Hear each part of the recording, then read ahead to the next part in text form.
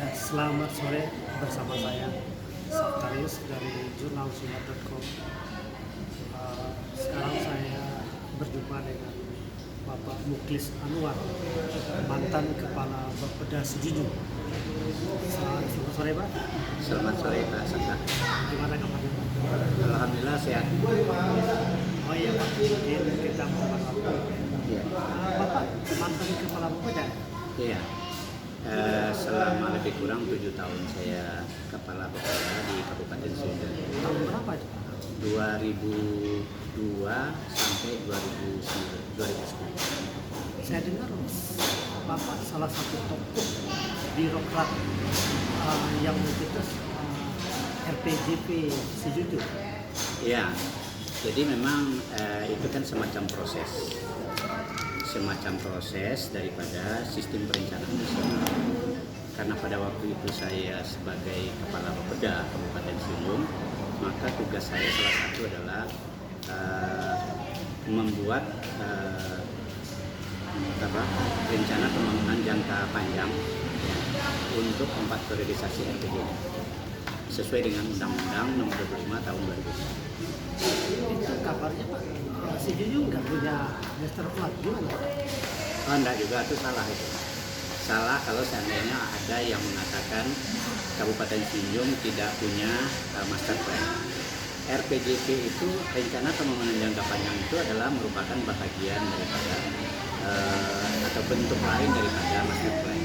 Karena di sana tergambar rencana pembangunan, ya, kemudian target pembangunan yang harus kita laksanakan untuk jangka panjang 4 periode kepemimpinan bupati.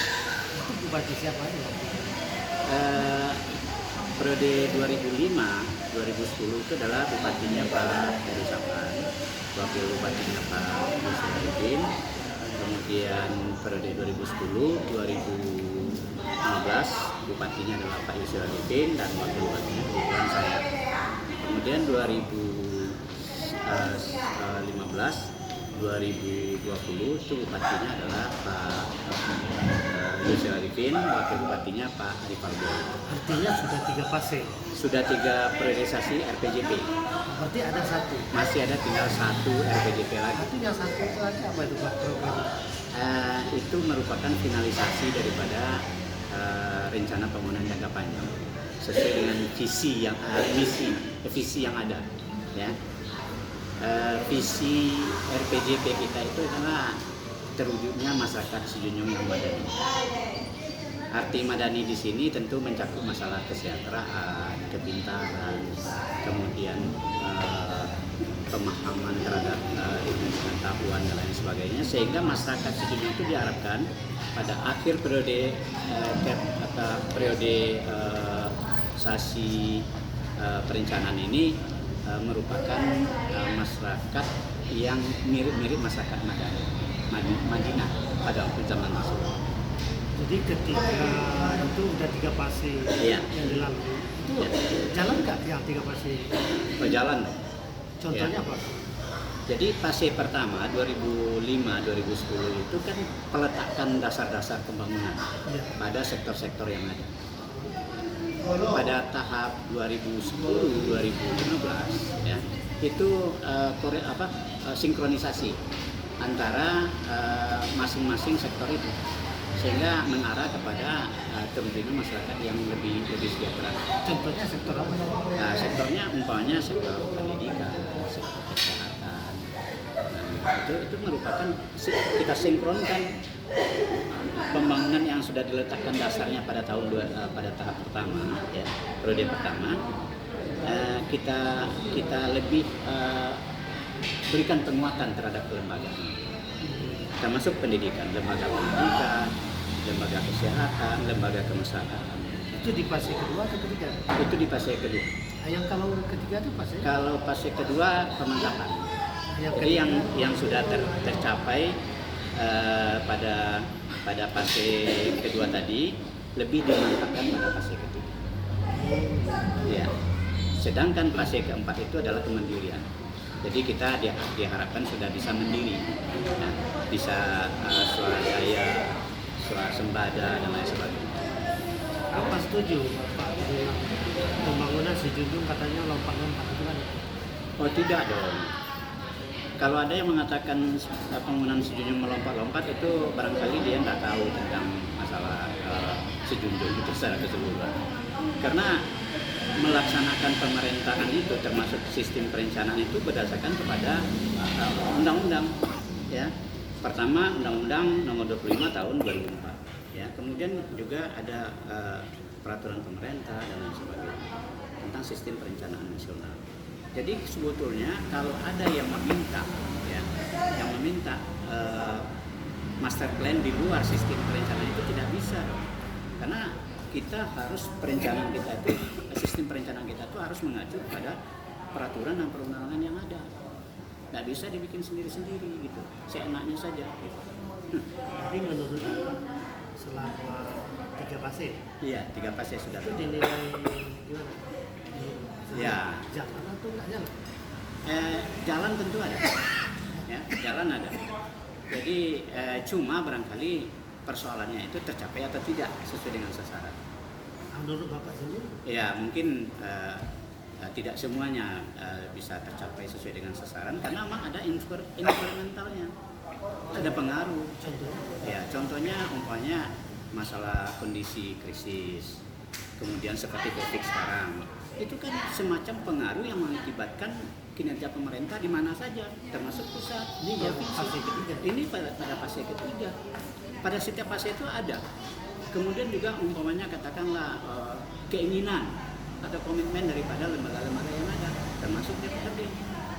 Ya, itu akan berpengaruh kepada sistem perencanaan ini, ketercapaian rencana ini. Ya.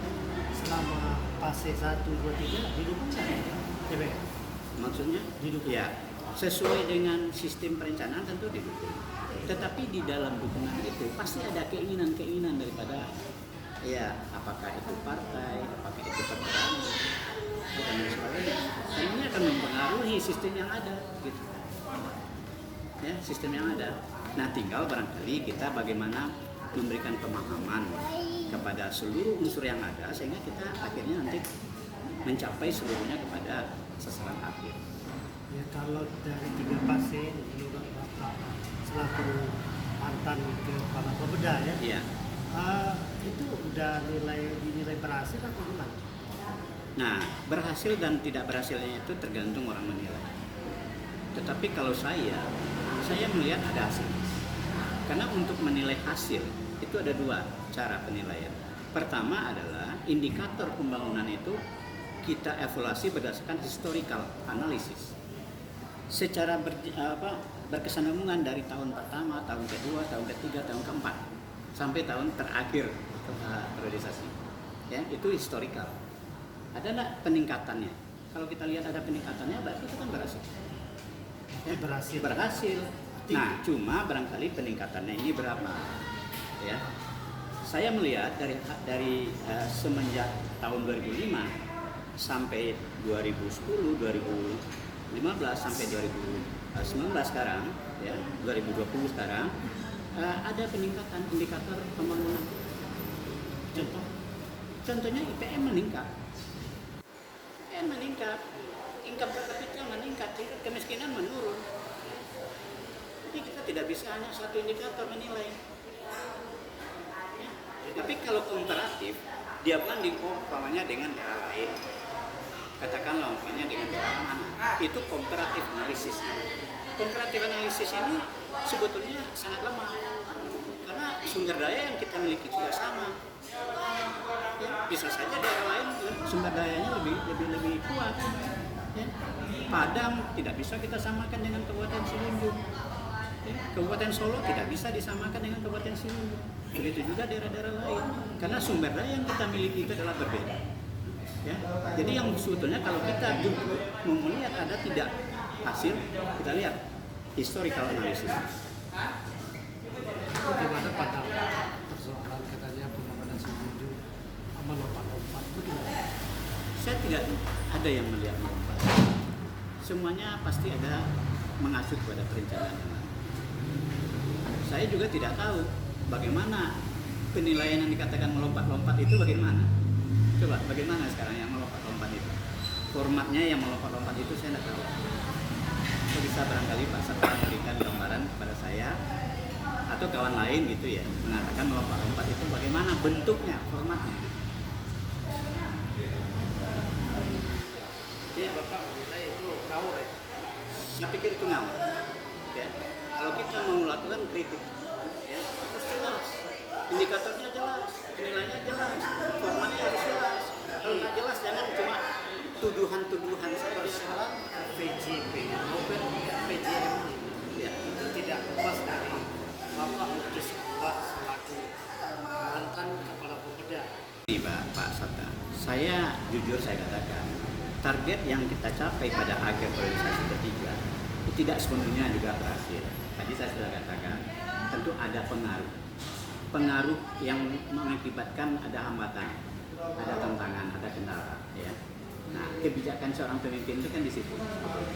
Bagaimana memanage pengaruh, memanage tantangan, halangan ini sehingga dia lebih minimal gitu ya, minimal.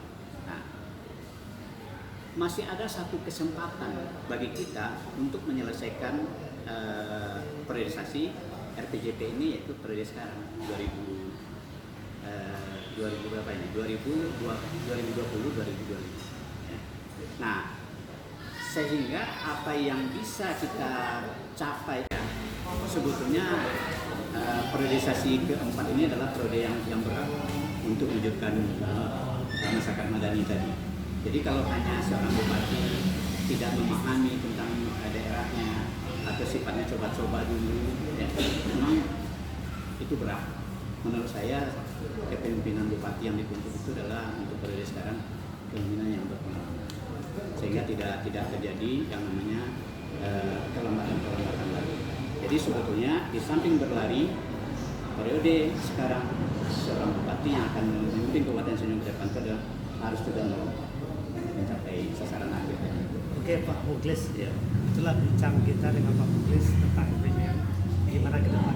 Bahwa tinggal satu pasti, yaitu 5 tahun ke depan, yaitu finalisasi tantangan bagi bupati terpilih 2001-2006.